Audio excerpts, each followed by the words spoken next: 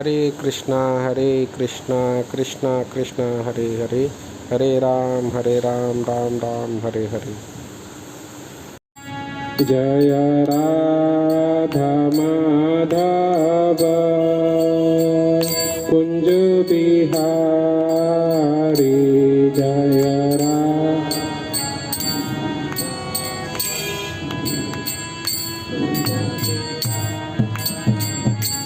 जय राधा माधव कुंज बिहारी, जय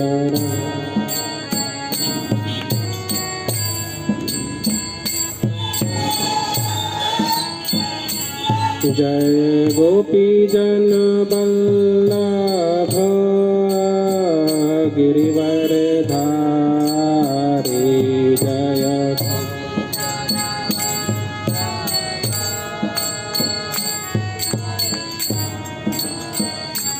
जय गोपी जन वल्लभ गिरिवर धारी, जय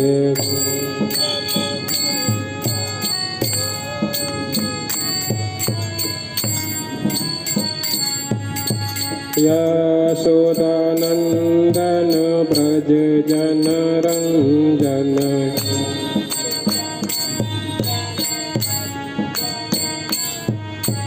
यशोदानंदन ब्रज जन रंजन,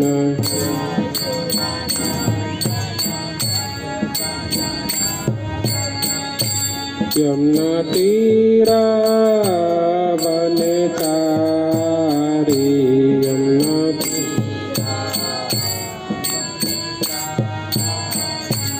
यमुना तीरा वनचारी,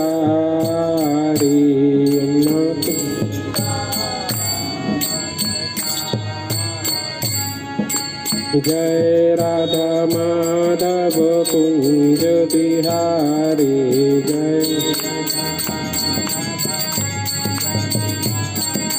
जय राधा माधव कुंज बिहारी,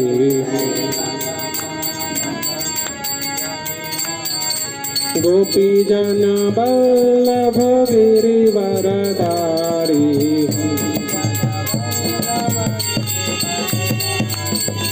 गोपी जन वल्लभ गिरिवर धारी,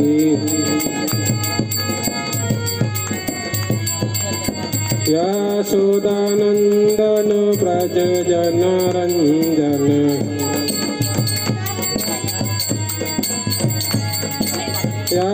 यशोदानंदन ब्रज जन रंजन,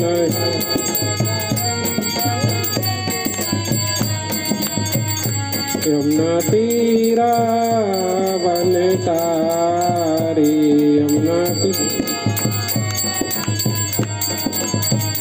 यमुना तीरा वनचारी,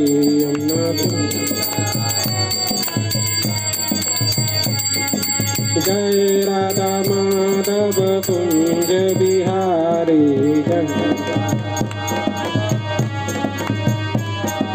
जय राधा माधव कुंज बिहारी, जय गोपी जन वल्लभ गिरिवर धारी,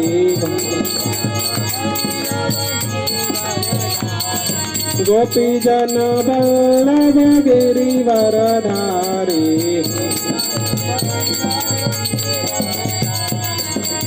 यशोदानंदन ब्रज जन रंजन, यशोदानंदन ब्रज जन रंजन,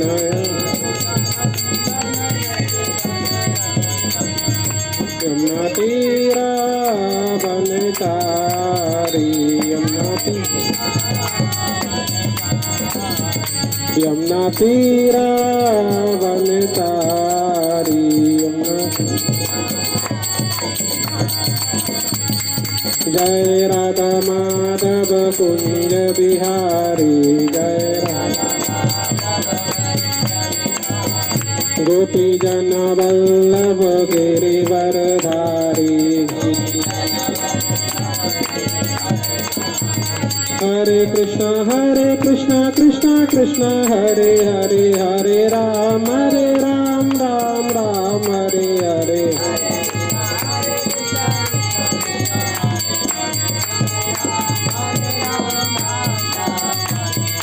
हरे कृष्णा कृष्णा कृष्णा हरे हरे, हरे राम राम राम हरे हरे।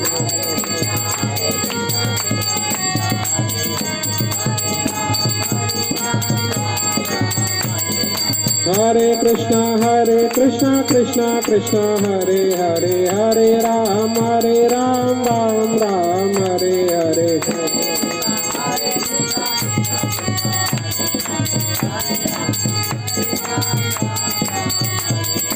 हरे कृष्णा कृष्णा कृष्णा हरे हरे, हरे राम राम राम हरे हरे।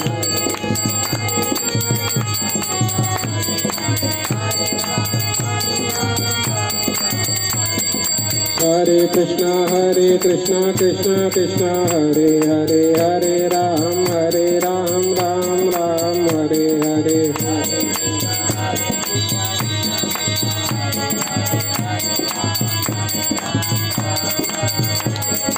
हरे कृष्णा कृष्णा कृष्णा हरे हरे, हरे राम राम राम हरे हरे।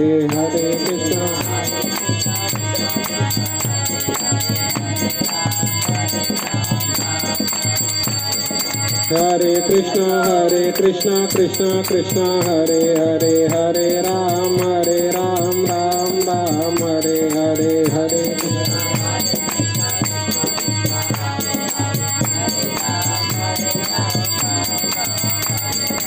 हरे कृष्णा कृष्णा हरे हरे, हरे राम राम राम हरे हरे। हरे कृष्णा कृष्णा हरे हरे, हरे राम राम राम हरे हरे।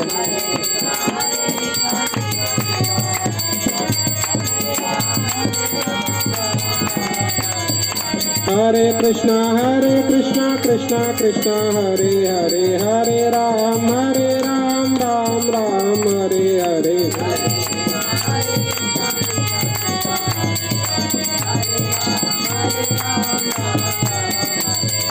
हरे कृष्णा कृष्णा हरे हरे, हरे राम राम राम हरे हरे।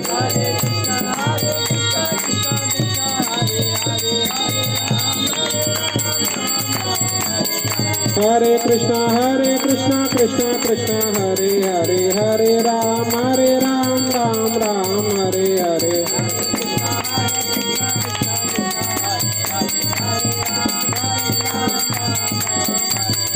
हरे कृष्णा कृष्णा हरे हरे, हरे राम राम राम हरे हरे। हरे कृष्णा कृष्णा हरे हरे, हरे राम राम राम हरे हरे।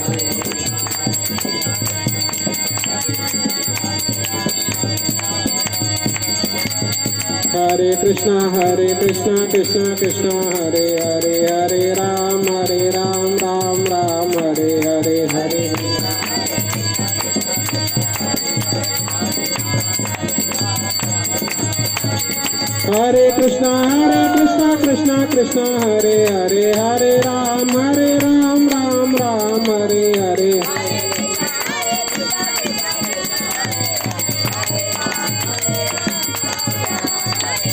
हरे कृष्णा कृष्णा हरे हरे, हरे राम राम राम हरे हरे।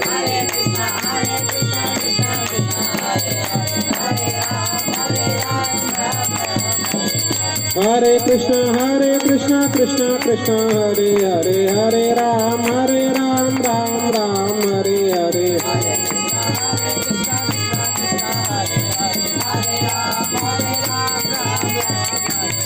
हरे कृष्णा कृष्णा हरे हरे, हरे राम राम राम हरे हरे।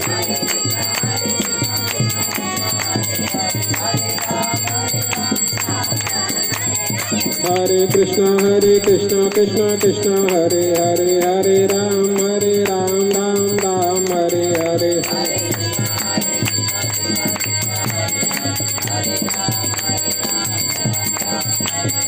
हरे कृष्णा कृष्णा कृष्णा हरे हरे, हरे राम राम राम हरे हरे।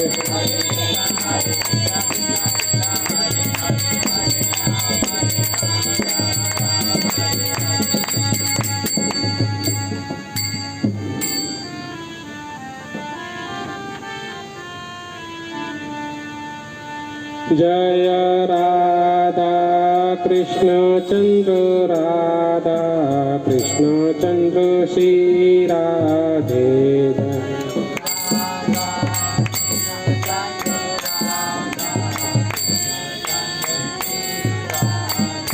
जय गौरानिताई गौरानिताई गौरानिताई, जय गौरानिताई जय।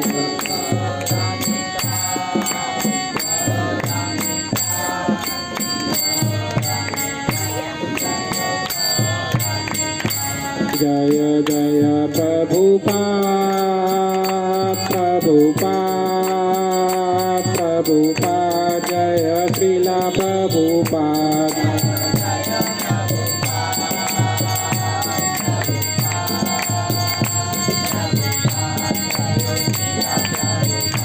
निताय गौर हरि बोल, हरि बोल, हरि बोल, निताय गौर हरि बोल।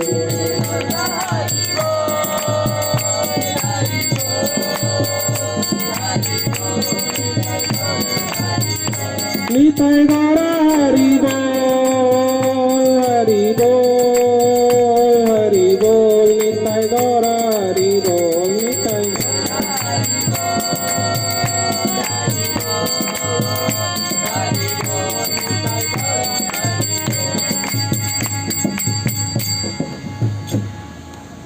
टाइगर प्रेमानंदे हरिनाम संकीर्तन की जय, हरे कृष्ण महामंत्र की जय। सभी लोग हाथ जोड़ के प्रार्थना करेंगे। ओम अज्ञानतिमिरान्धस्य ज्ञानाञ्जनशलाकया चक्षुरुन्मीलितं येन तस्मै श्रीगुरवे नमः। श्रीचैतन्यमनोभीष्टं स्थापितं येन भूतले स्वयं रूपः कदा मह्यं ददाति स्वपदान्तिकं। वन्देऽहं श्रीगुरो श्रीयुतपदकमलं श्रीगुरून् वैष्णवांश्च श्रीरूपं साग्रजातं सहगण रघुनाथान्वितं तं सजीवं साद्वैतं सावधूतं परिजन सहितं कृष्ण चैतन्य देवं श्री राधा कृष्ण पादान् सहगण ललिता श्री विशाखान्वितांश्च। हे कृष्ण करुणा सिंधु दीनबंधो जगत्पते गोपेश गोपिका कांत राधा कांत नमस्तुते। तप्त कांचन गौरांगी राधे वृंदावनेश्वरी वृषभानुसुते देवी प्रणमामि हरिप्रिये।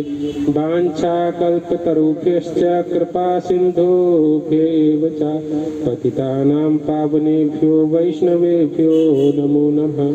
जय श्री कृष्ण चैतन्य प्रभु नित्यानंद श्री अद्वैत गदाधर शिवासादि गौर भक्तवृंद। हरे कृष्णा कृष्णा कृष्णा हरे हरे, हरे राम राम राम हरे हरे। नमः विष्णुपादाय कृष्ण पृष्ठाय भूतले श्रीमते भक्ति वेदांत स्वामिनिति नामिने। नमस्ते सरस्वती देवे गौरवाणी प्रचारिणे निर्विशेष शून्यवादी पाश्चात्य देश तारिणे। हरे कृष्ण। तो आप सभी का स्वागत है हमारी आज की भक्ति कक्षा में। आज की भक्ति कक्षा का टॉपिक क्या है? परम सौभाग्यशाली कौन है? दुनिया में हम बहुत लोगों को देखते हैं, मिलते हैं, और देखकर कहते हैं कि उसका भाग्य बहुत अच्छा है, वो तो बहुत भाग्यशाली व्यक्ति है ना, ऐसा बोलते हैं। तो आज की कक्षा में हम ये सीखेंगे कि वास्तव में भाग्यशाली होता कौन है, और भाग्यशालियों में भी जिसका भाग्य बहुत अच्छा होता है वो सौभाग्यशाली होता है, और सौभाग्यशालियों में भी जो परम सौभाग्यशाली होता है उसकी चर्चा करेंगे कि ऐसा कौन व्यक्ति है जो परम सौभाग्यशाली है। ठीक है, कोई भी कथा कीर्तन करने से पहले हम लोग कीर्तन का आश्रय लेते हैं। कीर्तन का आश्रय क्यों लेते हैं? कलयुग का धर्म है हरे कृष्ण महामंत्र। क्या? हाँ, श्री चैतन्य महाप्रभु कहते हैं हरेर नाम हरेर नामे केवलम कलौ नास्तेव नास्तेव नास्तेव कतेरन्यथा। यानी इस कलयुग में केवल हरि का नाम ही और केवल हरि का नाम ही आपका कल्याण करने वाला है, दूसरा कोई उपाय नहीं है, नहीं है, नहीं है। 3 बार क्यों बोला? क्योंकि 3 बार जो बात बोली जाती है उसे पत्थर की लकीर समझा जाता है कि ये अटल सत्य है, ये नहीं बदला जाएगा। भगवान जब भी किसी को वरदान देते हैं तो 3 बार कहते हैं तथास्तु तथास्तु तथास्तु, है ना। तो इसलिए भगवान ने 3 बार बताया है कि कलयुग में कोई दूसरा उपाय नहीं है, नहीं है, नहीं है। आप किसी का भी नाम जपो उससे कोई फर्क नहीं पड़ता, आपका कल्याण नहीं होने वाला जब तक हरि का नाम का शरण नहीं लोगे। भगवान के नाम का शरण ही लेना चाहिए। भगवान के कौन कौन से नाम?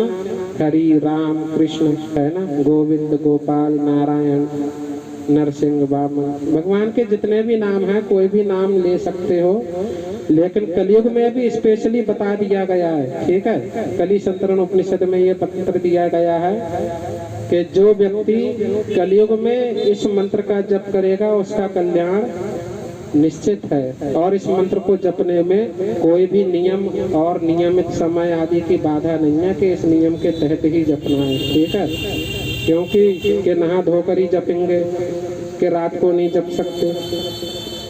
महाप्रभु तो कहते हैं आप लेटरिन में भी बैठे हो तो भी इस मंत्र को जप सकते हो, ऐसी अवस्था में भी जप सकते हो।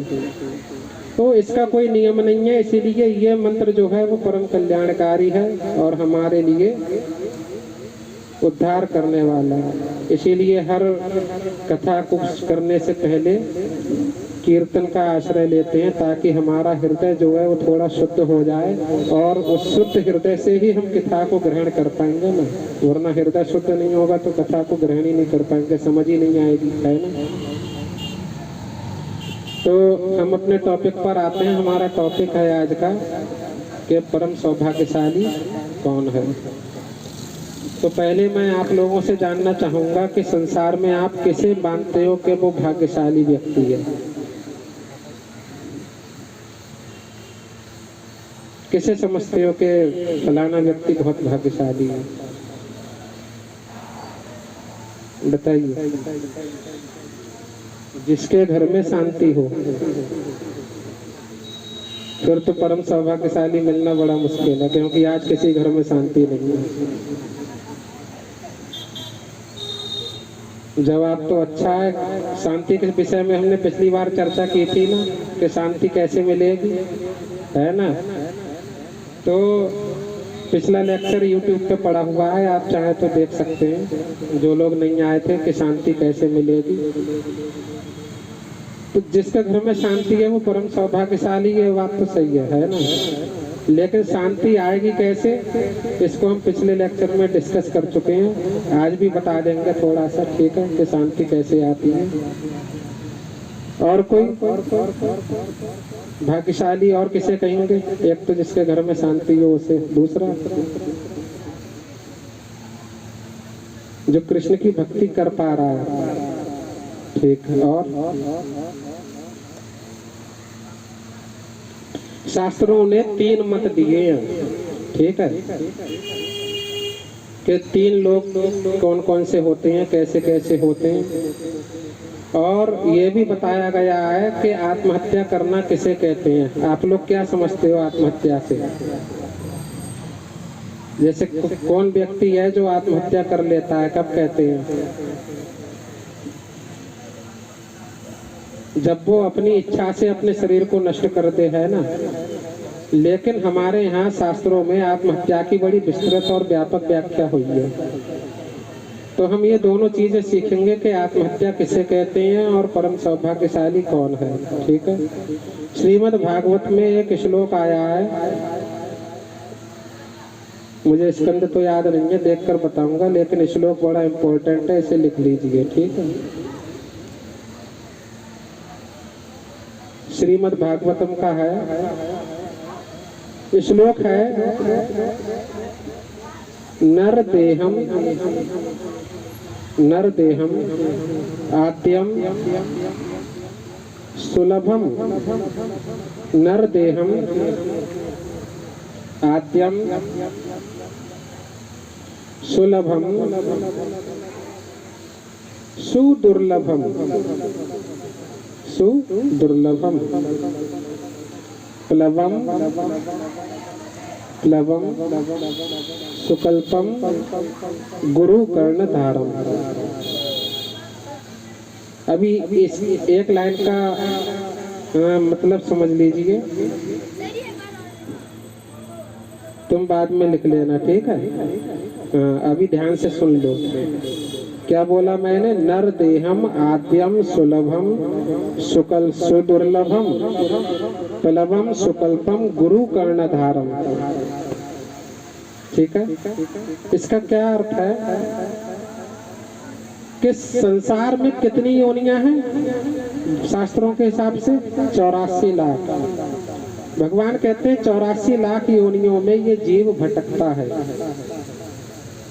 और 84 लाख योनियों में भटकने के बाद कभू की कर करुणा नर देही। रामचरितमानस में तुलसीदास जी लिखते कि भगवान अत्यंत करुणा करने पर, भगवान की कृपा होने पर ये नर देह मनुष्य का शरीर मिलता है, बड़ी किस्मत से।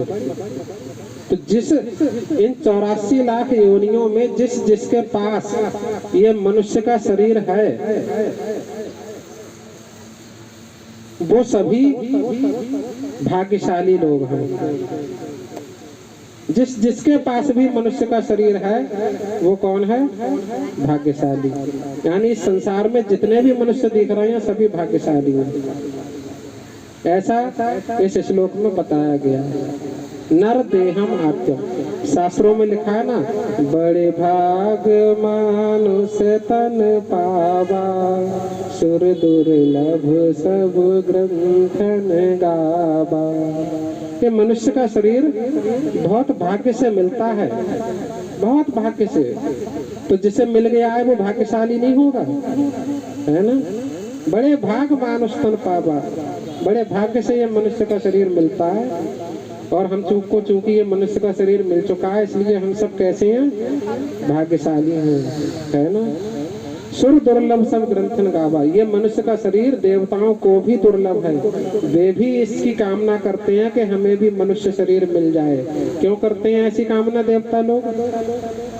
जबकि देवताओं का शरीर बहुत अच्छा होता है, मनुष्य शरीर तो गंदा है।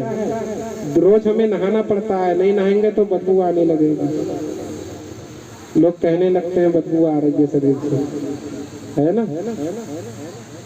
इतना गंदा शरीर है ये, नहा के आओ पहले। और देवताओं के शरीर में उन्हें नहाना नहीं पड़ता है, उनके शरीर में खुशबू आती है, उन्हें परफ्यूम नहीं लगाना पड़ता, उसके लिए डियो नहीं लगाना पड़ता है ना। तो देवताओं का शरीर में रोग भी नहीं होते हैं, उन्हें बीमारियां भी नहीं लगती हैं। हमारे शरीर में तो बीमारियां लग जाती हैं कि बुखार आ गया, कि पेट दर्द हो गया, कि वो हो गया। देवताओं के शरीर में नहीं होता ये सब कुछ। और देवताओं का शरीर बूढ़ा भी नहीं होता, हमारा शरीर तो बूढ़ा होता है। एक और क्या खासियत है, हमारा शरीर बूढ़ा हो जाता है, लेकिन देवता का शरीर बूढ़ा नहीं होता। लेकिन फिर भी देवता लोग ये चाहते हैं कि हमें मनुष्य का शरीर मिले। क्यों चाहते हैं? क्या कारण है इसका? इसका कारण एक ही है कि देवता बनने के बाद संसार में मनुष्य को छोड़ के जितनी भी योनियां हैं वो सब भोग योनियां हैं, केवल अपने किए कर्मों का फल भोग सकते हो। अगर आपने मनुष्य शरीर में रह के कुछ पुण्य किया था तो उसके फलस्वरूप आप स्वर्ग में देवता बनते हो, और देवता बन के उस परिणाम को, सुख को भोगते हो, और भोगने के बाद पुनर्जन्म लेते हो। किसी योनि में लोगे ये भी नहीं पता नहीं मनुष्य बनोगे दोबारा या नहीं। इसलिए हर देवता की ये कामना रहती है कि फिर से जन्म, मनुष्य जन्म मिल जाए, और इस बार हम भगवान की भक्ति ऐसी करेंगे कि हमें देवता का शरीर भी नहीं चाहिए, क्योंकि हम देख चुके हैं यहाँ पे कि देवता बनने में भी कोई लाभ नहीं है। हमें क्या चाहिए? भगवान की सेवा करके भगवान के धाम को चले जाए, बस इतना ही चाहिए और कुछ नहीं चाहिए, ताकि जहाँ से दोबारा आना ना पड़े। बड़ा कष्टमय जीवन होता है। तो देवताओं को भी दुर्लभ है, क्योंकि जो चीजें हम यहाँ देखते हैं मनुष्य लोक में, ईर्ष्या, द्वेष, क्रोध, काम, लोभ, मद, मत्सर, अहंकार, डर, आलस, ये सब देवताओं में भी कूट कूट के भरा हुआ है। उनके अंदर भी है, वहां भी लड़ाई झगड़े होते हैं, वहां भी ईर्ष्या द्वेष फैला हुआ है।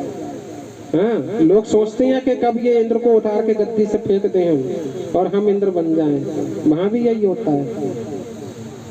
हाँ, तो बहुत अंतर नहीं है। इसलिए देवता लोग भी कामना करते हैं कि मनुष्य योनि एक बार फिर से मिल जाए, क्योंकि मनुष्य योनि ही ऐसी है जिसमें तुम कर्म करके, भगवान की सेवा करके भगवत धाम को जा सकते हो, इस जन्म मृत्यु के संसार सागर से छूट सकते हो, और कोई दूसरी योनि में ऐसा संभव नहीं है। इसलिए देवताओं भी ये मांग करते हैं हमेशा कि हे प्रभु, जब भी जन्म देना है इस जन्म के बाद तो मनुष्य योनि में देना। इसलिए लिखा है कि सुर दुर्लभ सब ग्रंथन गावा। दुर्लभ वो वस्तु होती है जो आसानी से नहीं मिलती। मनुष्य जन्म को इसीलिए दुर्लभ माना गया है क्योंकि मनुष्य जन्म आसानी से नहीं मिलता है। समझ में आया? लेकिन हम मनुष्य जन्म में आके क्या करना चाहेंगे वो हमें पता नहीं है। हम मनुष्य जन्म पाके भी वही काम करते रहते हैं जो जानवर लोग करते हैं। जानवर लोग क्या काम करते हैं? खाना खाते हैं, हम भी खा लेते हैं। वो सोते हैं, हम भी सो लेते हैं। वो अपनी आत्मरक्षा करते हैं, उसके लिए घर वगैरह बनाते हैं, गुफाओं में रहते हैं, कोई घोंसला बनाता है, कोई कुछ करता है, और हम भी अपने लिए घर वगैरह बनाते हैं आत्मरक्षा के लिए, है ना? कपड़े वगैरह पहन लेते हैं, और हम भी शादी करके बच्चे पैदा करते हैं, वो भी बच्चे पैदा कर लेते हैं बिना शादी किए। कितना प्रयास करते हैं हमें केवल इन 4 चीजों को पाने के लिए, जो जानवर जिसके लिए अधिक प्रयास नहीं करते। लेकिन हम पूरी जिंदगी केवल इन्हीं 4 चीजों को करने में व्यतीत कर देते हैं। इसके अलावा मनुष्य कोई नया काम करता है? नहीं। तो हम सभी मनुष्य अगर मनुष्य शरीर पाकर भी जानवर का काम कर रहे हैं तो फिर मनुष्य शरीर का कोई लाभ हमने नहीं उठाया। इसलिए हमें मनुष्य शरीर में आके करना क्या चाहिए ये सीखना पड़ेगा। क्योंकि हमने क्या कहा, मनुष्य शरीर की उपयोगिता क्या है कि ऐसा कुछ करो भगवान की सेवा करके कि हम इस जन्म मृत्यु के चक्कर से छूटकर भगवान के धाम को चले जाएं, उनकी सेवा में संलग्न हो जाएं। तो इस मनुष्य जन्म शरीर की एक ही उपयोगिता है कि संसार सागर से छूटना, संसार सागर से बाहर निकलने की कुंजी है ये मनुष्य शरीर। और अगर मनुष्य शरीर पाकर हमने ये संसार सागर से बाहर निकलने के लिए उपाय नहीं किया, यानी भगवान की सेवा नहीं की, भक्ति नहीं की, तो फिर एक तरह से ये जो आत्मा है अगले जन्म में मनुष्य शरीर छोड़ के किसी निम्न योनि में चली जाएगी, और निम्न योनि में जाने पर इस आत्मा की दुर्दशा होगी या नहीं होगी। तो एक तरह से शास्त्र ने ये बताया है कि अगर हमने मनुष्य शरीर में रह के संसार सागर से छूटने के अलावा कोई उपाय नहीं किया छूटने का, तो इस आत्मा की हम एक तरह से क्या कर डालते हैं, हत्या। क्योंकि ये आत्मा निम्न योनियों में जाके और ज्यादा कष्ट भोगती है। जीवात्मा निम्न योनियों में ज्यादा कष्ट होता है। आप देखो जानवर को कहीं खुजली मचेगी, वो खुजली नहीं मचा सकता, बेचारा दीवार से रगड़ रगड़ के खुजली मचाता है। उनके शरीर में कोई बीमारी लग जाए, उनका कोई इलाज नहीं कराता, कोई कराता है? वो सड़ता रहता है और सड़ते सड़ते मर जाता है। कितने कष्ट होते हैं पशु योनियों में, जानते हो? तो इतना कष्ट अगर आपको पुनः झेलना है तो भगवान की भक्ति कभी मत करना, क्योंकि भगवान की भक्ति करने से आपके जीवन में सुख आएगा, आप इस सबसे छूट जाओगे, बच जाओगे। लेकिन मनुष्य शरीर पाके अगर भगवान की भक्ति नहीं करते हो तो उसे कहते हैं क्या? आप आत्महत्या कर रहे हैं। यानी संसार में सभी लोग ज्यादातर क्या कर रहे हैं? आत्महत्या, क्योंकि वो भक्ति नहीं करते हैं, बाकी सब काम करते हैं। भक्ति कैसे करनी है, कैसे की जाती है, ये भक्ति कक्षा में आकर ही तो सीखेंगे, है ना? और यहाँ बहुत कम लोग आते हैं जो ये सीख पाए कि भक्ति कैसे की जाती है। तो अभी तो हम भाग्यशाली की बात कर रहे हैं कि भाग्यशाली व्यक्ति कौन है? जिसे 84 लाख योनियों में मनुष्य का शरीर मिल गया है, यानी भगवान की भक्ति करने का अवसर मिल चुका है हमें। हम भगवान की भक्ति कर सकते हैं, जानवर नहीं कर सकता। जानवर कर सकता है? नहीं। पशु पक्षी कर सकते हैं? नहीं। लेकिन हम कर सकते हैं, इसलिए हमें भगवान की भक्ति करने का अवसर मिल चुका है, इसलिए हम लोग भाग्यशाली हैं। हमें भगवान का शुक्रिया अदा करना चाहिए इस बात के लिए। कभी करते हैं शुक्रिया अदा? हम लोग ये कहते हैं कि हमें भगवान ने कुछ नहीं दिया, ना धन दी, ना दौलत दी, ना माँ बाप अच्छे दिए, ना बेबी अच्छी दी, ना बच्चे अच्छे दिए, पूरी जिंदगी शिकायत करते रहते हैं। लेकिन कभी शुक्रिया अदा किया कि भगवान ने हमें भक्ति करने का अवसर दिया? क्या ये कम है कि मनुष्य शरीर दिया हमें, हम भक्ति करके संसार सागर से निकल सकते हैं बाहर? ये क्या कम है? हमें हमेशा भगवान का शुक्रिया अदा करना चाहिए। ये जो शुक्रिया अदा करते हैं, भगवान का धन्यवाद अदा करते हैं, ये भी एक प्रकार की भक्ति है। कृतज्ञता भगवान के प्रति अर्पित करना। कभी कहते हो, तूने मेरे मालिक बहुत कुछ दिया है, तेरा शुक्रिया है, तेरा शुक्रिया है। तूने मेरे मालिक बहुत कुछ दिया है, तेरा शुक्रिया है, तेरा शुक्रिया है। क्या दिया है मालिक ने? पैसा तो दिया नहीं, किसी किसी के तो हाथ पैर भी नहीं दिए, है ना? लूला लंगड़ा पैदा होता है बेचारा, कोई अंधा पैदा होता है, कोई बहरा पैदा होता है, लेकिन फिर भी मनुष्य शरीर में तो है ना। ये क्या कम बड़ी बात है? इसीलिए क्या कहता है कभी कहता है कि दिया है ये तूने जो मानव का जीवन, दिया है ये तूने जो मानव का जीवन, किया उपकार है मुझ पे भगवान, कि तूने ये मनुष्य का जीवन देके मुझ पे बड़ा उपकार किया है। क्यों किया है उपकार? क्यों? आगे कहता है कि भक्ति को करने का अवसर दिया है, तेरा शुक्रिया है, तेरा शुक्रिया है। तूने मेरे मालिक बहुत कुछ दिया है, तेरा शुक्रिया है, तेरा शुक्रिया है। तो भगवान का धन्यवाद अर्पित करना चाहिए, क्योंकि उसने आपको मनुष्य जन्म दिया है और आप भाग्यशालियों की श्रेणी में आते हो। समझ में आया? भक्ति को करने का हमें अवसर दिया है, इसलिए तेरा शुक्रिया है। तो हम कितनी बार भगवान का धन्यवाद अर्पित करते हैं दिन में? एक भी बार याद करते हैं ढंग से? हमें क्षण क्षण पल पल याद करनी चाहिए भगवान की, है ना? ये तो थी भाग्यशाली की बात कि भाग्यशाली कौन है। आगे इसी श्लोक में बोला है कि मनुष्य तो इस संसार में बहुत लोग हैं, बहुत लोग मनुष्य हैं, लेकिन सभी मनुष्य भगवान की कृपा प्रसाद पाने सत्संग में नहीं आते, सत्संग नहीं करते हैं। उन्हें सत्संग नसीब नहीं होता सबको। बताओ, सबको नसीब होता है सत्संग? कितने लोग बिना सत्संग के मर जाते हैं? मर जाते नहीं मर जाते। तो भगवान कह रहे हैं कि मेरी कृपा से मनुष्य शरीर तो मिला ही, साथ ही तुम्हारे लिए सत्संग भी मिल गया। सत्संग कैसे मिलता है? किसकी कृपा से? भगवान की कृपा से। बिनु सत्संग विवेक न होई, राम कृपा बिनु सुलभ न सोई। के बिन सत्संग न हरि कथा, और संत बिन पुंज पुण्य पुंज बिन मिले न संता।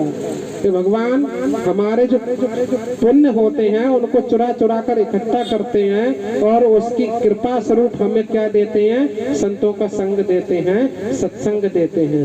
पुण्य पुंज बिन मिले न संता, बिन हरि कृपा मिले नहीं संता। भगवान की कृपा के बिना संतों का आगमन नहीं होता है। भगवान की कृपा के बिना हमें सत्संग नहीं मिलता। तो भगवान ने बोला कि मैंने कृपा करके तुम्हें सत्संग दे दिया। तो जिन जिन मनुष्यों को मनुष्य योनि पाके सत्संग मिला है, वो लोग उन मनुष्यों में सौभाग्यशाली है। केवल भाग्यशाली नहीं है, भाग्यशाली तो हर मनुष्य है कि मनुष्य का जन्म मिला है उसे, लेकिन मनुष्य का जन्म पाकर भी उसे सत्संग मिला, ये सौभाग्यशालियों का लक्षण है कि वो सभी मनुष्य सौभाग्यशाली हैं जो लोग सत्संग में नित्य प्रति जाया करते हैं, जो रोज सत्संग के लिए व्याकुल रहते हैं कि कहीं हमारा सत्संग छूट ना जाए। अगर सत्संग छूट गया तो उन्हें ऐसी व्याकुलता हो जाती है कि जैसे उनका खजाना लुट रहा हो। ऐसी व्याकुलता जिस दिन हृदय में आने लगेगी सत्संग के प्रति, समझिए आपको सत्संग मिलना शुरू हो गया है। क्योंकि सत्संग तब तक नहीं मिलता, आप बैठे भले ही कथा में रहो, लेकिन कथा में आने की व्याकुलता अगर आपके हृदय में नहीं है, या आप कथा में बैठकर भी अपने घर और परिवार की चिंता में लगे हुए हो, कथा में आपका ध्यान नहीं है, तो उसे सत्संग में आना नहीं कहते। सत्संग में आने का मतलब है कि आप भले ही घर पे बैठे हो, लेकिन आपके अंदर इतनी व्याकुलता बड़ी है कि आज मेरा सत्संग छूट गया, पता नहीं क्या सुनाया होगा उन्होंने, मेरा तो बहुत बड़ा नुकसान हो गया। जैसे मछली को अगर जल से बाहर निकाल दिया जाए तो जैसे व्याकुल होती है, तड़पती है, ऐसे ही सत्संग के प्रति व्याकुलता होनी चाहिए। ऐसा व्यक्ति सत्संग ग्रहण कर पाता है, उसमें सत्संग का गुण आता है। समझ में आया? तो जो व्यक्ति सत्संग करता है वो व्यक्ति सभी मनुष्यों में सौभाग्यशाली कहलाता है। समझ में आया? सत्संग का क्या अर्थ है? सत्संग का अर्थ यह है कि संतों का संग करता है, जो भगवान की कथा सुनता है, जो भगवान के बारे में श्रवण करता है, उसे सत्संग कहते हैं, है ना? भगवान की चर्चा, ये नहीं आए कथा में और घर गृहस्थी की चर्चा कर रहे हैं कि तेरी बहू क्या कर रही है, तेरी बीवी क्या कर रही है, तुम्हारे बच्चे क्या कर रहे हैं। लोग कथा में जाके भी ये पूछते हैं कि मेरा बच्चा बीटेक कर रहा है, तुम्हारी बच्चा क्या कर रहा है, वो तो डॉक्टरी पढ़ रहा है। अरे ये सब बातें बाद में कर लेना, कथा में करने की जरूरत नहीं है। कथा में भगवान की चर्चा की जाए। भगवान की चर्चा कैसे की जाए? कि प्रभु हमें जीवन में बड़ा कष्ट होता है, इन कष्टों से बचने का क्या उपाय है? कभी सोचा? किसी को पता है तो सही है, नहीं पता है तो फिर शास्त्र पढ़िए, भगवत गीता पढ़िए। भगवत गीता रखी है वहाँ, रामचरितमानस रखी है वहाँ। कितने लोग पढ़ते हैं? नहीं पढ़ते ना। सत्संग केवल यहाँ आकर ही नहीं होता है, सत्संग उन संतों द्वारा लिखी हुई पुस्तकों द्वारा भी होता है जिन्होंने अपनी पुस्तकों के रूप में अमूल्य निधि आपको प्रदान की है कि इन्हें पढ़िए। इन संतों ने जो ज्ञान दिया है वो अमूल्य है, ऐसा ज्ञान जो हमको कहीं नहीं मिलता। और आजकल तो स्कूल कॉलेज में भी नहीं पढ़ाया जाता, पहले गुरुकुल में ये सब चलता था, अब तो गुरुकुल नष्ट हो गए हैं। तो बच्चों को तो कुछ पता ही नहीं है कि भगवान होते कौन है ना? तो सत्संग के लिए हमें कम से कम, अगर यहाँ नहीं आ पाते तो रोज या तो रामचरितमानस पढ़नी चाहिए या भगवत गीता का अध्ययन करना चाहिए। अध्ययन करने का मतलब, मैं अध्ययन क्यों बोल रहा हूँ, अध्ययन और पढ़ने में बड़ा वो है। कुछ लोग रट्टा मार लेते हैं, जैसे रामचरितमानस का पाठ होता है ना अखंड 24 घंटे का, कि रामायण का पाठ करा लिया और बस पढ़ते चले जा रहे हैं। मंगल भवने मंगल हारी प्रभु सुदशरथ अजिर बिहारी दीन दयाल बिरद संभारी हरहु नाथ मम संकट भारी हे वर मांगो कृपाल के पाप सौ हृदय सिए अनुज समेत सीताराम चरण रति मोरे अनुदिन बड़ो अनुग्रह तोरे आशुतोष तुम अवडर दानी आरति हरहु दीन जन जाय शंकर है संकट के नाशन विघ्न विनाशक मंगलकार रामायण सुर तरु की छाया दुख भय दूर निकट जो आया उमा कहूँ मैं अनुभव अपना सत्य हरि भजन जगत सब। कुछ लोग ऐसे पाठ करते हैं रामायण का, करते हैं सुबह सुबह, इसका कोई लाभ नहीं है, ये 0% है। क्यों है? क्योंकि हमने पढ़ा तो बहुत कुछ है रामचरितमानस में, रोज पढ़ते हैं, लेकिन उस पर अमल नहीं करते। कभी अमल करते हैं? क्योंकि रामचरितमानस में अभी मैंने क्या बोला, चौपाई लिखी है, उमा कहूँ मैं अनुभव अपना सत हरि भजन जगत सब सपना। हे देवी पार्वती, शंकर जी कह रहे हैं देवी पार्वती से, हे उमा मैं तुमसे अपना अनुभव कहता हूँ, अपना अनुभव, ये किसी और का अनुभव नहीं है, ये शंकर जी का अनुभव है, स्वयं भगवान शिव का अनुभव है।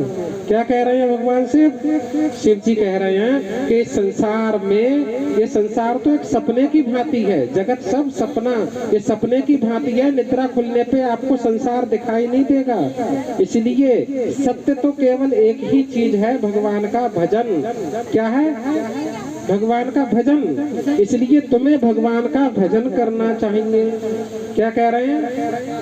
हाँ, भगवान का भजन करना चाहिए। अब हमने केवल अगर एक चौपाई पर भी अनुसरण किया होता रामायण की, तो हमारा कल्याण हो गया होता, उद्धार हो गया होता। लेकिन हम बार बार पढ़ते हैं रामचरितमानस और एक बात पे भी तो अमल नहीं करते रामचरितमानस की।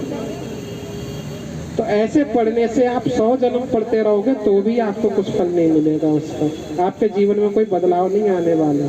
ऐसे ही लोग गीता का पाठ कर डालते हैं, पूरी गीता एक ही दिन में पढ़ डालेंगे, 700 श्लोक, ज्यादा थोड़ी होते हैं, 6-7 घंटे लगेंगे, आराम से हो जाएगा, 3 घंटे में हो जाती है गीता का पाठ पूरा। लेकिन उससे क्या फायदा है? कोई फायदा नहीं है। गीता को समझ के उसको जीवन में उतारिए, और समझा कैसे जाता है? आपने पढ़ा और जो समझा उसे आके अपने गुरु से पूछिए कि हमने जो समझा है वो सही समझा है या गलत समझा है।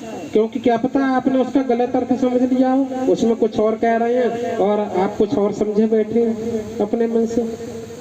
तो गुरु से पूछिए कि हमने जो समझा है वो सही समझा है, और जब गुरु कह दे कि हाँ सही समझा है, तब उसको जीवन में उतारिए। इसे कहते हैं सत्संग। समझ में आया? सत्संग का अर्थ है कि भगवान के बारे में श्रवण करना, उसे समझना और समझकर जीवन में उतारना।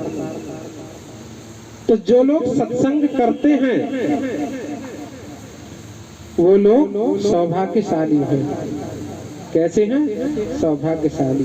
लेकिन 7 अरब 8 अरब की जनसंख्या हो चुकी है विश्व में, इसमें से कितने लोग सत्संग करते हैं जानते हैं? दिखाई तो बहुत पड़ेंगे, करोड़ों की संख्या में दिखाई पड़ेंगे, लेकिन इन 7 अरब की जनसंख्या में 1 लाख लोग भी अगर मिल जाए ना, तो बहुत बड़ी बात समझो कि सत्संग करने वाले आपको मिलेंगे नहीं। दिखाई बहुत पड़ेगी भीड़ कि हम मथुरा जा रहे हैं, वृंदावन जा रहे हैं, उस कथा में 25,000 लोग हैं, उस कथा में लाखों लोग बैठे हैं सुन रहे हैं, लेकिन सत्संग करने वाले नहीं मिलेंगे। वो मनोरंजन करने वाले होते हैं। जब संसार से मन उब जाता है तो थोड़ी देर मनोरंजन के लिए किसी कथा में चल देते हैं। समझ में आया? ऐसे लोग बहुत मिलते हैं, लेकिन उसे सत्संग करना नहीं कहते। सत्संग करना कहते हैं जिसको सत्संग के प्रति व्याकुलता उत्पन्न हो जाए। आपको पता चल गया यहाँ कथा होती है 5 बजे हर संडे को, तो हर संडे को आपको पहले से व्याकुलता आने लगे मन में कि हाँ जाना है जाना है जाना है, कहीं छूट ना जाए, कहीं मैं लेट ना हो जाऊं, इसलिए अपना काम पहले से निपटा लिया, कोई विघ्न ना आए, बाधा ना आए, इसलिए भगवान से प्रार्थना करते हैं प्रभु सत्संग में पहुंच जाऊं समय से। व्याकुलता होने लगी। यहाँ आके फिर घर की चिंता ना हो, यहाँ आ गए कि घर का क्या हो रहा होगा, घर पे कोई आना गया हो, मेहमान ना आ गया हो, बच्चे कैसे रहेंगे, कहीं उधम ना मचा रहा हूँ। अगर यहाँ आके घर की चिंता है तो सत्संग नहीं है। सत्संग जब है जब यहाँ आके केवल भगवान के रस में डूब जाओ, केवल कथा का स्मरण रहे। समझ में आया? तो इसे बोलते हैं सत्संग। तो जो मनुष्य शरीर में है वो भाग्यशाली, और मनुष्य शरीर पाके जिसने सत्संग का आश्रय लिया वो सौभाग्यशाली। समझ में आ गया? अब परम सौभाग्यशाली कौन है? परम सौभाग्यशाली कौन? भगवान को, जो भगवान के धाम को प्राप्त कर ले ना। हाँ माता जी सही बोली, हरि बोल माता जी के लिए। भगवान कहते हैं कि सत्संग तो बहुतों को मिल जाता है, मनुष्य योनि पाके सत्संग तो बहुतों को मिल जाता है, लेकिन उस सत्संग में जाने वाले सभी लोगों को जीवन में गुरु नहीं मिलता, सदगुरु नहीं मिलता। क्या? हाँ, क्योंकि हम सत्संग की बातों पे अमल करना भी चाहे ना तो कर नहीं पाते हैं, कर ही नहीं पाएंगे कभी जीवन में अमल, बहुत मुश्किल है। क्योंकि ये तो सबको पता है ना कि जीवन में सच बोलना चाहिए, झूठ बोलना पाप है, बच्चा भी जानता है नदी किनारे सांप है ना। लेकिन फिर भी हम जीवन में झूठ बोलते हैं। क्यों? अगर हमें पता है, हमें सत्संग से हमें ज्ञान मिला है कि हमें सत्य बोलना चाहिए, तो भी हम सत्य क्यों नहीं बोल पाते? क्यों? हमारे जीवन में सदगुरु नहीं है, गुरु नहीं है। हमें भय रहता है कि अगर हमने सच बोल दिया तो कहीं हम पकड़े ना जाए, सच बोल दिया तो हमारा कुछ चला ना जाए, ये चीज खो जाएगी, है ना। तो सच इसलिए नहीं बोल पाते, हृदय में लालच भरा हुआ है, हृदय में डर भरा हुआ है। तो सत्संग सुनने के बाद भी हम सत्संग की बातों पे अमल नहीं कर पाते हैं। उसका रीजन ये है क्योंकि हमारे हृदय में जो गंदगी भरी है ना, वो हमें अमल करने नहीं देती है। क्या गंदगी भरी है? काम, क्रोध, लोभ, मद, मोह, मत्सर, ईर्ष्या, द्वेष सब भरा पड़ा है हृदय में। ये हमें अमल करने ही नहीं देगा। हम कोशिश करेंगे माला करने की, लेकिन मन आपका कहेगा क्या यार समय बर्बाद कर रहा है, कोई और काम कर। ये करने ही नहीं देगा आपको, क्योंकि हृदय में बहुत गंदगी भरी है। ये कैसे साफ होगी?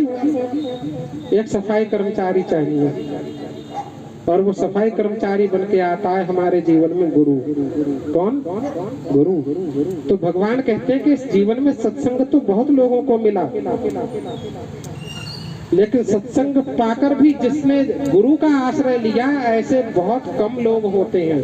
क्योंकि ज्यादातर लोग सत्संग सुन के क्या कहते हैं, बाहर निकल के कुछ लोग कहेंगे सुनाया तो ठीक ठाक अच्छा कह रहे थे महाराज, ऐसी कोई बात नहीं थी, बहुत अच्छी बात बताई उन्होंने, लेकिन घर जाके फिर वही हाल। कुछ लोग कहेंगे हाँ सुनी सुनाई बातें सुनाते रहते हैं, वही 1000 बार सुन चुके हैं, एक ही बात बार बार वही बताते रहते हैं, हमें पहले से पता है ये। तो ऐसे लोग भी आते हैं और कभी गुरु का आश्रय नहीं लेते। बहुत कम लोग ऐसे होते हैं जो सत्संग से प्रेरित होकर गुरु चरणों का आश्रय लेते हैं, जिसके जीवन में सदगुरु आते हैं। समझ में आए? जब सब जीवन में सदगुरु आते हैं तो सदगुरु को धारण करने का अर्थ क्या है? सदगुरु को धारण करने का अर्थ है कि गुरु की बात का अक्षरशः पालन करना। क्या है? गुरु ने जो बताया उसको पालन करिए। गुरु मुख पद्म वाक्या चित्त करिया क्या, और न करी हो माने आशा, श्री गुरु चरणे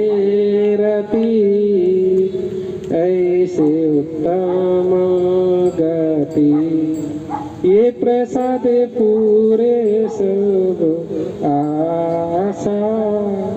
गुरु मुख पद्म वाक्य, कि गुरु के मुख कमल से निकले हुए जो वाक्य हैं उनको हृदय में धारण करके उनको अमल करके मैं अपना जीवन शुद्ध करूं, केवल यही आशा रखनी चाहिए और ना करी हो मने आशा। इसके अलावा कोई दूसरी आशा हृदय में नहीं होनी चाहिए। ये है गुरु धारण करने का अर्थ। अगर आपने जीवन में गुरु बनाया है तो गुरु के कथन अनुसार ही हमको अपना जीवन व्यतीत करना चाहिए, ना कि अपने मन से। क्योंकि भगवान केवल गुरुमुखी को मिलते हैं, मनमुखी को नहीं मिलते। दो तरह के लोग होते हैं ना, एक अपने मन से चलने वाले कि मेरा मन, मेरी मन होगा तो भक्ति करूंगा, नहीं होगा नहीं करूंगा। हाँ, दो तरह के लोग होते हैं। एक तो गुरुमुखी जो गुरु के अनुसार चलते हैं, गुरु के मुख के जो वचन निकले हैं उसके अनुसार अपना जीवन व्यतीत करते हैं। और एक वो लोग होते हैं जो लोग अपने मन के अनुसार चलते हैं कि मेरा मन होगा तो जितने बजे उठूंगा, मेरा मन होगा तो खाना खाऊंगा, मेरा मन होगा तो पानी पीऊंगा, मेरा मन होगा तो खेलूंगा, मेरा मन होगा तो पढ़ूंगा। तो मेरा मन, ये जो मन वाले लोग होते हैं ये मनमुखी लोग होते हैं। और मनमुखी लोग मन के अनुसार चलते हैं, यानी मन की गुलामी करते हैं। किसकी? मन की। लेकिन हमें गुलामी करनी ही है तो गुरु की करनी चाहिए। क्यों? मन की गुलामी में और गुरु की गुलामी में क्या फर्क है? मन आपको हमेशा गड्ढे में ले जाएगा। आपको कहेगा बेटे शरीर में बहुत दर्द हो रहा है, सुबह 4:30 बजे मत उठना मंगल आरती के लिए, सोता रह पड़ा।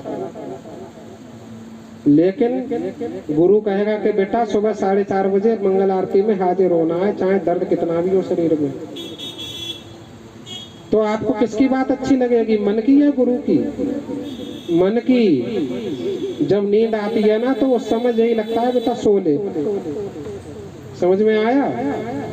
तो जो मन की बात मानता है वो गड्ढे में लेके जाता है, और जो गुरु की बात मानता है वो भगवत धाम को जाता है। समझ में आया? संसार के समस्त सुख भोग कर, यानी संसार में भी उसे दुख नहीं मिलता जो गुरु की बात मानता है। बाद की बात नहीं है परलोक की, कि परलोक में बाद मरने के बाद किसने देखा सुख मिला या दुख। मैं कथा सुन रहा था, उसमें एक बार महाराज जी बता रहे थे, बोले वृंदावन में कुछ लोगों में चर्चा चल रही थी। जैसे कोई मर जाता है तो 13वीं पे प्रीति भोज का निमंत्रण आता है ना, शोक भोज का, कि हमारे यहाँ 13वीं है, सभी लोग भोजन में आमंत्रित हैं, आइएगा। तो ऊपर लिखा था स्वर्गवासी हीरा लाल। क्या लिखा था?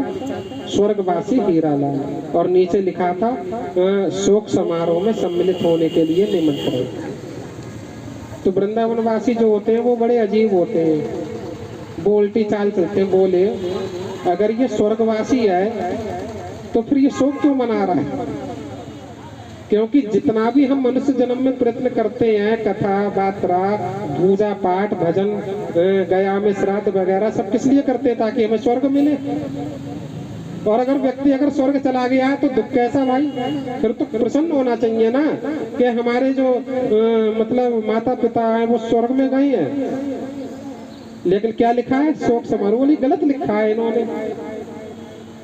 बोले या तो इन्हें मतलब स्वर्गवासी नहीं लिखना चाहिए, ये लिखना चाहिए नरकवासी, तब तो शोक समारोह उचित था कि भाई नरक में गया है अगला बंदा, दुख की बात है, हमें उसके लिए प्रार्थना करनी चाहिए। लेकिन जो बंदा स्वर्ग गया है तो अच्छा, ऐसी चर्चा कर रहे थे वृंदावनवासी। लेकिन एक महान संत थे, उन्होंने कहा कि व्यक्ति अगर स्वर्गवासी भी हो गया है तो भी उसके लिए शोक करना चाहिए। इसलिए लिखा जाता है, भले ही उन लोगों को नहीं पता है कि हमें शोक करना है या नहीं करना है, लेकिन जाने अनजाने उन्होंने लिखा सही है। क्यों करना चाहिए? क्योंकि मैंने क्या कहा, स्वर्ग में देवताओं का जन्म मिलता है और देवता लोग फिर से चाहते हैं कि हमें मनुष्य का जन्म मिल जाए, जबकि पक्का नहीं है मिलेगा या नहीं मिलेगा। देवता बनने के बाद जब स्वर्ग छोड़ना पड़ेगा जिस दिन, उस दिन पता नहीं पशु बने, पक्षी बने, कीट बने, क्या बने, कौन से नरक में जाए, कुछ नहीं पता। तो शोक करने का कारण है या नहीं है? इसलिए महात्मा जी ने बोला कि बिल्कुल सही बात है कि अगर कोई स्वर्गवासी भी है तो हमारे लिए क्या है, शोक करने का विषय है, शोक समारोह है। क्योंकि या तो भगवान के धाम को चला जाए व्यक्ति, क्या पहचान होती है जो भगवान के धाम को जाता है उसकी? वो व्यक्ति जीवन में हमेशा भगवत भक्ति में ही लीन रहता है, ये उसकी सबसे बड़ी पहचान है। वो व्यक्ति जीवन में कभी दुखी नहीं होता, ये उसकी सबसे बड़ी पहचान है। जिंदे पे भी कबीरदास जी कहते हैं, कबीरा जीते भेटिए मुँहे मिले ना राम। अरे मरने के बाद किसने देखा राम मिले नहीं मिले? आपको जीवन में सुख नहीं मिला, बाद में कौन जानता है मिलेगा नहीं मिलेगा? यदि भजन करने पे आपको जीवन में सुख नहीं मिला, इस जिंदगी में सुख का अनुभव नहीं हुआ, तो फिर ऐसी चीज आपको बाद में मिलेगी, ये पोस्ट डेटेड चेक हम तो नहीं देते। हम तो ये कहते हैं भजन करोगे तो अभी आनंद मिलेगा, अभी से मिलेगा और आज से मिलेगा, कल से नहीं बोल रहा हूँ, आज से। भक्ति करोगे तो आनंद मिलेगा, प्रेम करोगे तो आनंद आएगा, राधा बोलोगे तो बिहारी आएंगे। समझ में आया? बिना आए नहीं रह सकते। राधे राधे बोल श्याम आएंगे, आएंगे श्याम आएंगे, राधे राधे बोल श्याम आएंगे, आएंगे श्याम आएंगे। श्याम वेलकम से राधे राधे, राधे राधे बोलो श्याम आएंगे। लेकिन मतलब समझते हो राधे का और श्याम का? कौन है राधा रानी और कौन है श्याम सुंदर? कैसे आएंगे? श्याम सुंदर है हमारे पूर्ण सच्चिदानंद। कौन है? हाँ, पूर्ण परत काम सच्चिदानंद, वो आनंद है। हाँ, भगवान कृष्ण कौन है?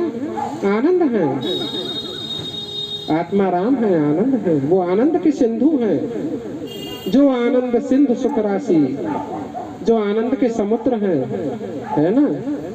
और राधा रानी कौन है? वो प्रेम की अविरल धारा है। कौन है? प्रेम की अविरल धारा जो कभी नहीं रुकती, ऐसा प्रेम। तो भजन क्या बनना चाहिए? प्रेम करोगे आनंद आएगा, आएगा आनंद आएगा, प्रेम करोगे आनंद आएगा, आएगा आनंद आएगा। ये भजन है ना। राधा रानी को और श्याम सुंदर को समझते ही नहीं है लोग, जानते ही नहीं है कि कैसे हमारे जीवन में आनंद आएगा, कैसे सुख आएगा। बिना राधे राधे बोले बिहारी नहीं आते, तो बिना प्रेम करे जीवन में आनंद नहीं आता। इसलिए प्रेम स्वरूपा श्री राधा रानी है, प्रेम की प्रतिमान मूर्ति है साक्षात। और आनंद हमारे श्री कृष्णचंद्र जी है ना। तो प्रेम करने पे आता है, भक्ति करने पे आनंद आता है। भक्ति करोगे तो आनंद मिलेगा और अभी से मिलेगा, है ना। भगवान के कीर्तन में आनंद आता है नहीं आता? इसलिए आता है क्योंकि ये आनंद बसा हुआ है उस भक्ति के अंदर। भगवान भक्त के वश में होते हैं, भक्ति के कारण खिंचे चले आते हैं। ये वो चुंबक है जिसके कारण भगवान को आना पड़ता है। मैंने ग्रुप पे एक मूवी डाली थी, हरिदास ठाकुर, कितने लोगों ने देखी? हरिदास ठाकुर वो थे जो हमेशा पूरी दिन पूरी रात भगवान का नाम लेते थे, कीर्तन करते रहते थे सदा, और उन्हें खाना खाने तक की फुर्सत नहीं होती थी, तब भी नाम जप करते रहते थे। तो भगवान जगन्नाथ स्वयं मंदिर से निकलकर अपने हाथों से प्रसाद लेके आते थे हरिदास ठाकुर के लिए। चैतन्य महाप्रभु इंतजार करते थे खड़े खड़े कि कब इनका जप पूरा हो और कब ये प्रसाद खाएंगे। सोचो, जिसके लिए भगवान स्वयं प्रसाद लेके जा रहे हैं।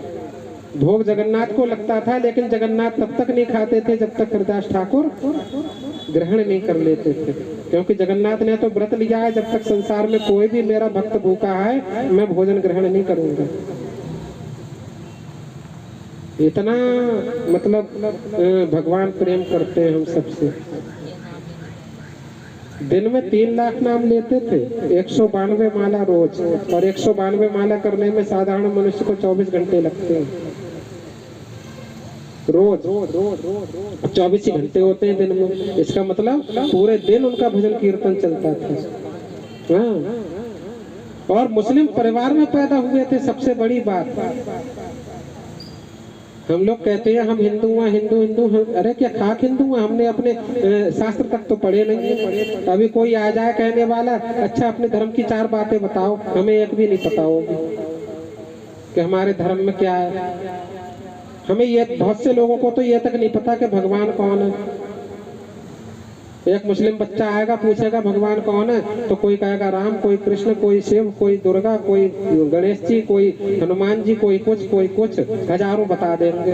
हाँ, लोगों को पता ही नहीं है। वो कहेगा तुम आपस में ही लड़ रहे हो, तुम्हें यही नहीं पता भगवान कौन है। तो वो उसकी गलती थोड़ी है, गलती हमारी इसलिए कि हम शास्त्र पढ़ते ही नहीं है, हमें पता ही नहीं है भगवान कौन है।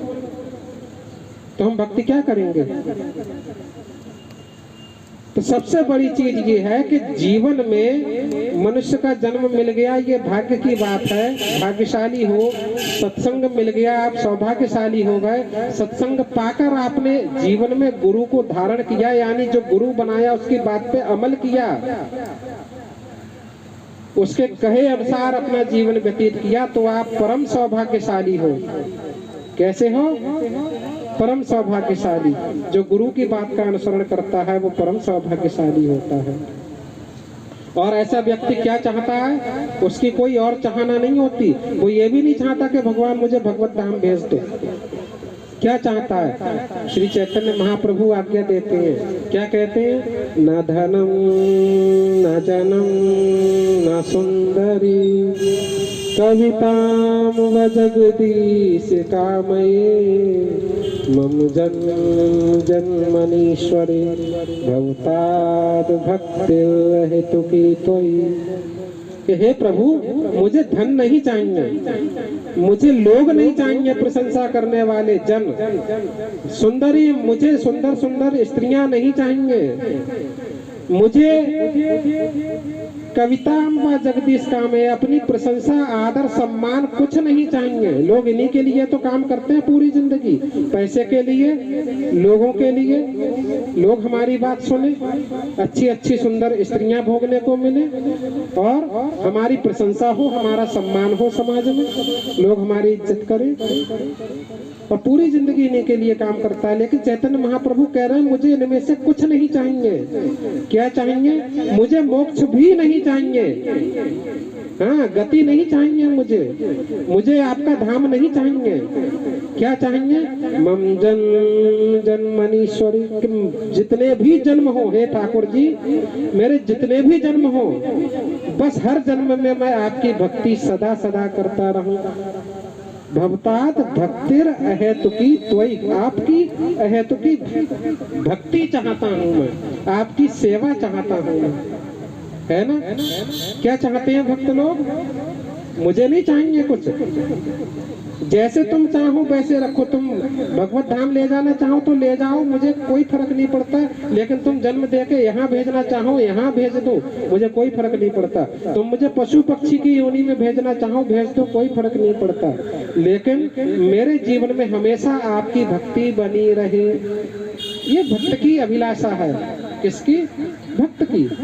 क्योंकि देखो काकभूषण जी ने कौवे के रूप में रह के भक्ति की भगवान की, और कौवे के रूप में देखो, कौवे की योनि मनुष्य योनि से श्रेष्ठ थोड़ा ही है, लेकिन उन्होंने क्या कहा कि प्रभु इस कौवे की योनि में यदि मैं भक्ति कर रहा हूँ तो मेरे लिए यही योनि अच्छी है। अगर मैं मनुष्य जन्म लेके भी भक्ति नहीं कर पाया तो ऐसे मनुष्य जन्म से क्या फायदा, है ना?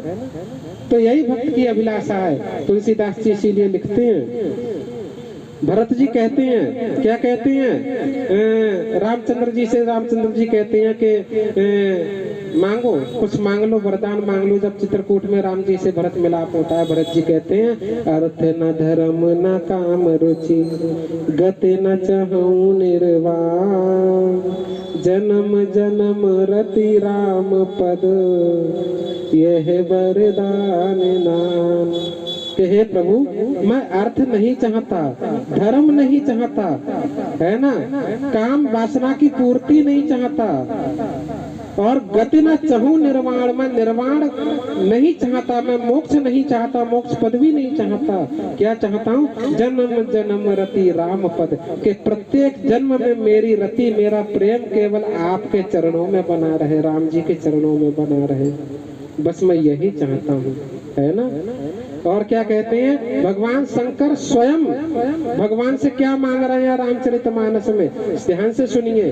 भगवान शंकर मांग रहे हैं अपने मुख से। सोचो भगवान शंकर कितने बुद्धिमान हैं, भगवान की कितनी सेवा करते हैं, तब भी भगवान शंकर एक चीज मांग रहे हैं कि बारे बारे बड़े मांगहूं हर्ष देहु श्री रंग, पद सरोज अन पायनी भक्ति सदा सत्संग। कि हे प्रभु, मैं आपसे बार बार एक ही वरदान मांगता हूँ कि अपने चरण कमलों की भक्ति मुझे प्रदान कीजिए। क्या? भक्ति प्रदान कीजिए कि मैं सदा आपके सत्संग में व्यस्त रहूं, सदा आपकी भक्ति करता रहूं, सेवा करता रहूं।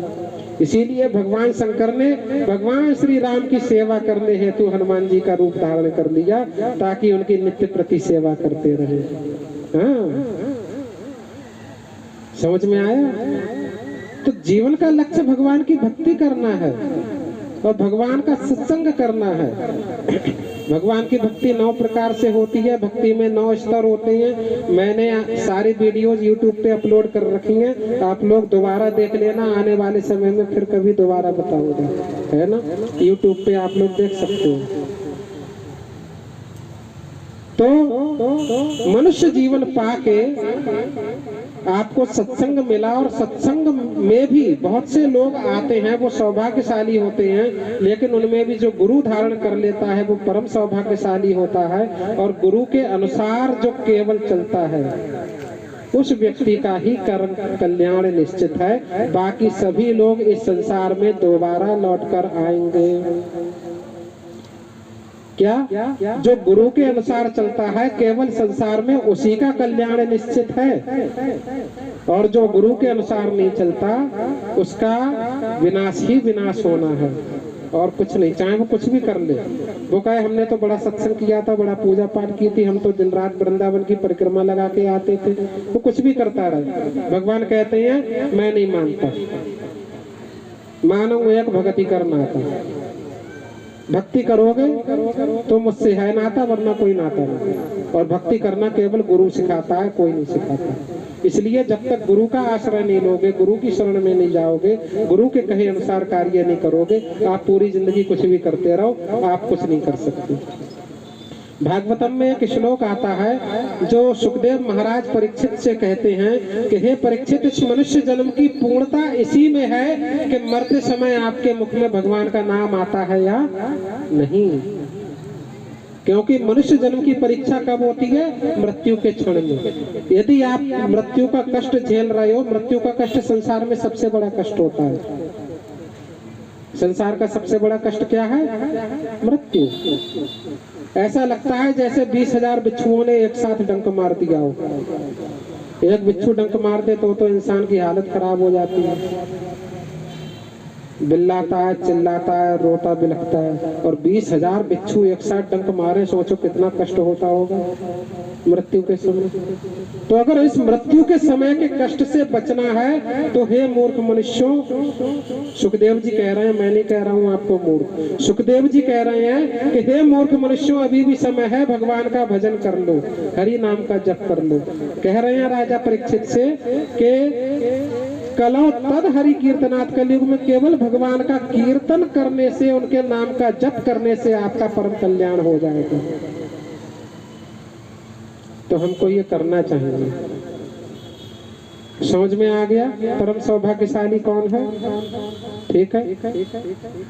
तो इसकी कक्षा को यहाँ विश्राम देते हैं। किसी का कोई प्रश्न हो तो पूछ सकता है। तो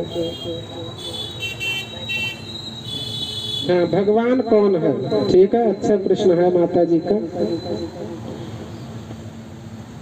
जब भगवान शंकर स्वयं रामचंद्र जी के दरबार में आके ये वरदान मांग रहे हैं, ठीक है, कि मुझे अपने चरण कमलों की भक्ति प्रदान कीजिए, तभी हमें समझ जाना चाहिए कि भगवान कौन है ना। फिर भी भागवतम में बोला गया है, एते च अंश कलहा पुंसाम कृष्णस्तु भगवान स्वयं, कि भगवान कृष्ण ही स्वयं भगवान है, पूर्ण पुरुषोत्तम, बाकी सब तो उनके सेवक हैं, सभी उनकी सेवा करते हैं, है ना। दूसरा कहाँ पे बोला है भगवान ने? भगवत गीता में बोला है, अहम बीज प्रदा पिता, कि मैं सबका पिता हूँ, सभी मेरी संतानें हैं।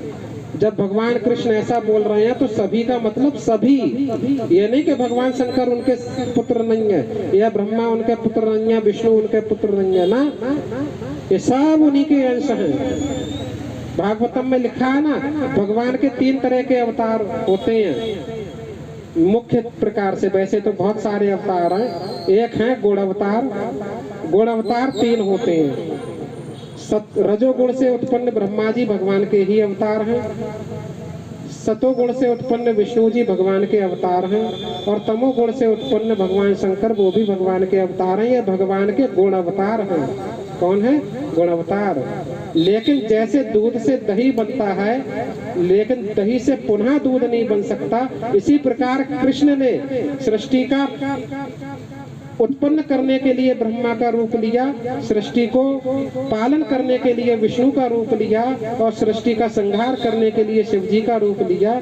लेकिन इसका अर्थ ये नहीं है कि ब्रह्मा विष्णु शंकर भगवान हो गए, क्योंकि ब्रह्मा विष्णु शंकर नित्य भगवान के चरण कमलों की कामना करते हैं, है ना, उनकी भक्ति की कामना करते हैं। तो भगवान कृष्ण स्वयं भगवान है, भगवत गीता में बोला गया है ना।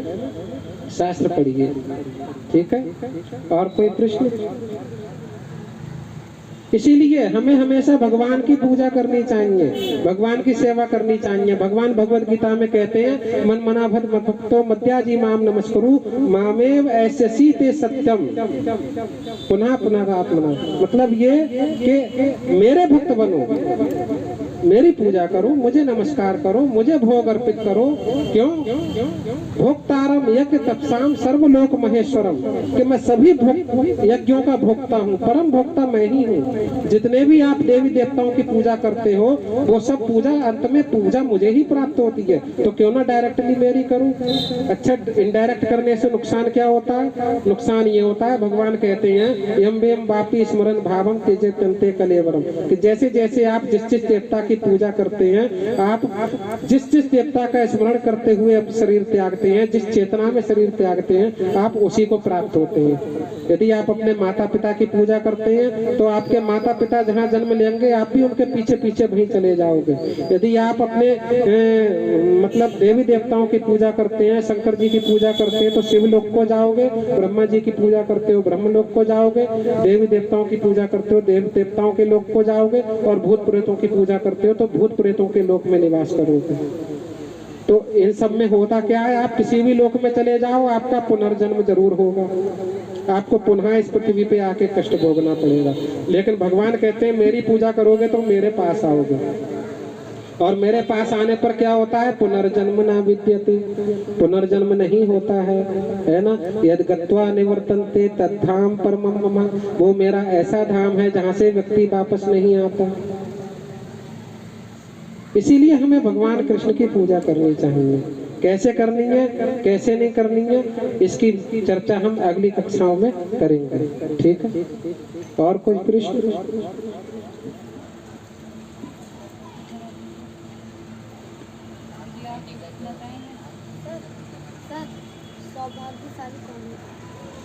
जो सत्संग करता है वो सौभाग्यशाली, जिसे सत्संग मिल जाता है। सुना नहीं था ध्यान से? अच्छा, आप बताओ। हाँ, काकभूषुंड जी जो थे, वो अपने पूर्व जन्म में शिव जी के भक्त थे। किसके? शिव जी के। लेकिन विष्णु जी से बड़ा द्रोह करते थे। वो सोचते थे कि शिव जी ही परम भगवान है, उनसे बड़ा कोई नहीं है संसार में। क्या सोचते थे? हाँ, इसलिए उन्होंने ऐसा गुरु ढूंढा जो शिव जी का भक्त हो। विष्णु भक्त को वो गुरु नहीं बनाना चाहते थे। तो उन्होंने ऐसा गुरु ढूंढा जो शिव जी का भक्त हो, लेकिन उनको ऐसा गुरु पूरे संसार में नहीं मिला जो शिव जी का भक्त हो लेकिन विष्णु जी से द्रोह करता हो। क्योंकि शिव जी ने खुद कहा है कि मेरा भक्त अगर कोई है और अगर विष्णु जी से द्रोह करता है तो वो मेरा भक्त है ही नहीं। तो उनको जो गुरु मिले वो भगवान विष्णु की भी आराधना करते थे, शिव जी की भी करते थे। इस बात से वो खिसियाता था गुरु से अपने। अच्छा, गुरु धारण कर लिया लेकिन गुरु से खिसियाता था, उनकी बात नहीं मानता था। केवल एक ही बात मानता था, जो उसके गुरु ने शिव मंत्र दिया था ओम नमः शिवाय, उसका जप करता था बस श्रद्धा पूर्वक। लेकिन जब इतने श्रद्धा से करता था कि भगवान शंकर एक दिन प्रकट हो गए। शिवलिंग में बैठा हुआ जप कर रहा था शिवलिंग के पास, भगवान शंकर प्रकट हो गए। और जैसे ही भगवान शंकर प्रकट हुए वैसे ही उसी समय उसके गुरु भी आए शिवलिंग में जल चढ़ाने के लिए। उसने गुरु को प्रणाम ना करके शंकर जी को प्रणाम कर लिया। भगवान शंकर रुष्ट हो गए, बोले अरे मूर्ख दुर्बुद्धि मनुष्य, तूने अपने गुरु का अपमान करके मुझे प्रसन्न करना चाहता है? जा, मैं तुझे श्राप देता हूँ, तू अगले जन्म में अजगर बन के पैदा हो। अब तो रोने लगा। इसीलिए कबीरदास जी कहते हैं, कबीरा हरि के रूठते गुरु के शरणे जाए, और कहे कबीर गुरु रूठते हरि ना होत सहाय। अगर गुरु रूठ गया तुमसे तो भगवान आपकी सहायता नहीं करेंगे, ठोकर मार देंगे आपको। लेकिन भगवान रूठ गए तो चिंता की बात नहीं है, आप गुरु के पास जाइए, वो मना लेंगे। कैसे? एक छोटा हरिदास थे चैतन्य महाप्रभु की मंडली में। चैतन्य महाप्रभु ने स्पष्ट रूप से बोला था कि कभी किसी स्त्री से भिक्षा मत मांगना। क्या बोला था? हाँ, स्त्री का दर्शन भी नहीं करना चाहिए, उसका स्पर्श भी नहीं करना चाहिए। अपने जो शिष्य थे उन लोगों को स्पष्ट रूप से ये ऐसा आदेश दिया था। लेकिन एक दिन छोटा हरिदास 80 साल की बुढ़िया से भिक्षा मांग लाए। चैतन्य महाप्रभु पता चला 80 साल की बुढ़िया से लाए हैं भिक्षा मांग के, तो उन्होंने क्या करा, उनको निकाल दिया अपनी मंडली से। बोले भाग जाओ, आज से तुम मेरे शिष्य नहीं होगी। ऐसी लात मारी कि दूर गिरे जाते। लेकिन छोटा हरिदास के गुरु कौन थे? नित्यानंद प्रभु। उन्होंने कहा प्रभु आपकी कोई औकात नहीं है जो आप मुझे निकाल सके। क्या बोला? हाँ, भगवान की कोई औकात नहीं है कि भगवान भक्त को अपने मंडली से निकाल सके। ये सब किसके हाथ में होता है? गुरु के। तुरंत गए नित्यानंद प्रभु के चरणों में लौट गए, बोले प्रभु आपके चरण तभी छोड़ूंगा जब भगवान चैतन्य महाप्रभु मुझे मंडली में शामिल कर लेंगे। पकड़ लिए चरण गुरु के, बोले आगे से मैं गलती नहीं करूंगा, मैं अपनी गलती की क्षमा तो मांगता हूँ, लेकिन आप चैतन्य महाप्रभु से सिफारिश कर दीजिए। तो नित्यानंद प्रभु ने हाथ जोड़े, प्रभु बालक है माफ कर दीजिए। तो महाप्रभु ने अपने गले से लगा दिया कि देखो जो भी व्यक्ति गुरु की भक्ति करता है वो मुझसे दूर नहीं है, लेकिन गुरु की अवज्ञा करने वाला व्यक्ति मेरे कभी पास नहीं आ सकता। शिव शंकर जी गुरु के रूप में इस संसार में कार्य करते हैं, इसलिए एक बार भगवान राम ने यह भी कहा है, शिव द्रोही मम दास कहावा, सो नर मोय सपने नहीं पावा। अगर आप मेरी ही भक्ति करते हो लेकिन अन्य देवी देवताओं से विद्रोह करते हो, आप किसी का सम्मान नहीं करते, किसी की इज्जत नहीं करते, शंकर जी का मंदिर पड़ा आपने सर नहीं झुकाया, ये कौन से भगवान है? हमें तो भगवान कृष्ण को ही सर झुकाना चाहिए। तो आप भगवान कृष्ण की कोई भक्ति नहीं करते। भगवान ने कहा है मेरी भक्ति वही व्यक्ति करता है जो भगवान शंकर तो शंकर रहेगा, एक चींटी का भी सम्मान करना जानता है। समझ में आया? जो छोटे से छोटे कीड़े मकोड़े को भी सम्मान करना जानता है। कहाँ बोला है भगवान ने? भगवान श्री चैतन्य महाप्रभु शिक्षाष्टकम में लिखते हैं, तृणादपि सुनीचे न तरोरपि सहिष्णुनाम अमानिना मान देन कीर्तनीया सदा हरि। कि अपने को घास के तिनके से भी अधिक नीचा मानना चाहिए। अपने को जो लेट्रिन में पड़ा हुआ कीड़ा होता है ना, नाली में रेंगने वाला कीड़ा, अपने को उस कीड़े से भी जो बदतर समझता है वो व्यक्ति मेरी भक्ति करता है। जो उस कीड़े को भी सम्मान देना जानता है वो मेरा परम भक्त है, भक्तों में शुमार है। तो हमें ये नहीं सोचना चाहिए कि भगवान कृष्ण ही भगवान है परम, तो हम उनका तो भक्ति करें लेकिन दूसरों का अनादर करते घूमें, तो आपको कभी भगवान कृष्ण की प्रसन्नता प्रेम हासिल नहीं होगा। जहाँ भी जो भी मिले, इसलिए सबको प्रणाम करना चाहिए। तुलसीदास जी ने क्या कहा है, सिया राम मैं सब जग जानी, करहूँ प्रणाम जोरी जुग पानी।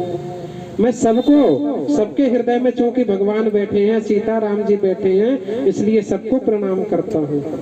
इसीलिए हमें सबको प्रणाम करना चाहिए। समझ में आया?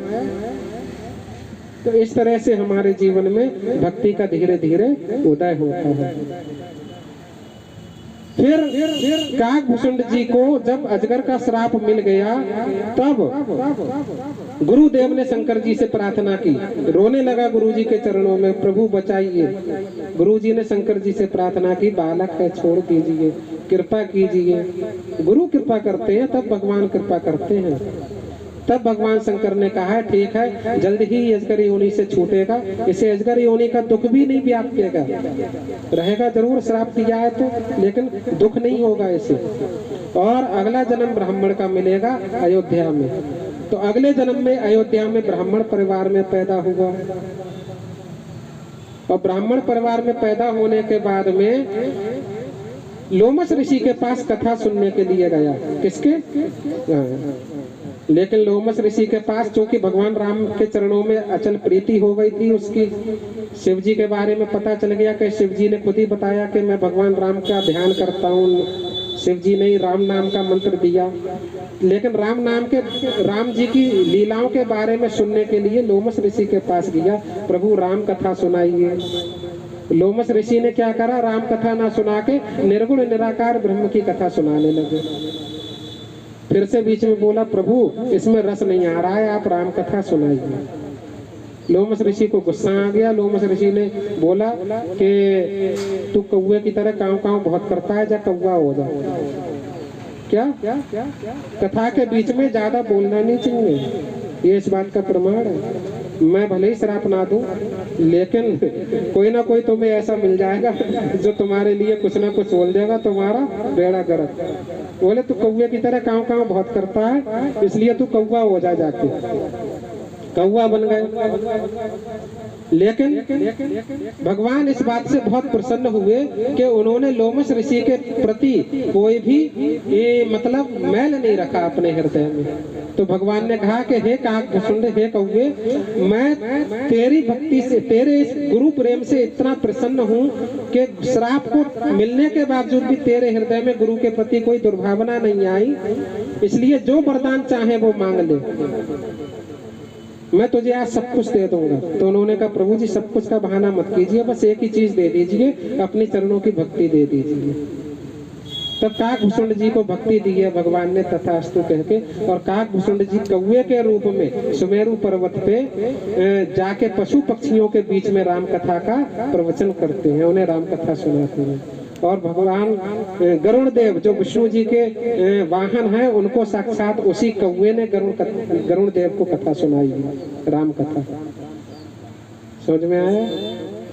तो गुरु की आज्ञा का पालन करना ही हमारे जीवन में सर्वश्रेष्ठ भक्ति है, इसके अलावा और कोई भक्ति नहीं है।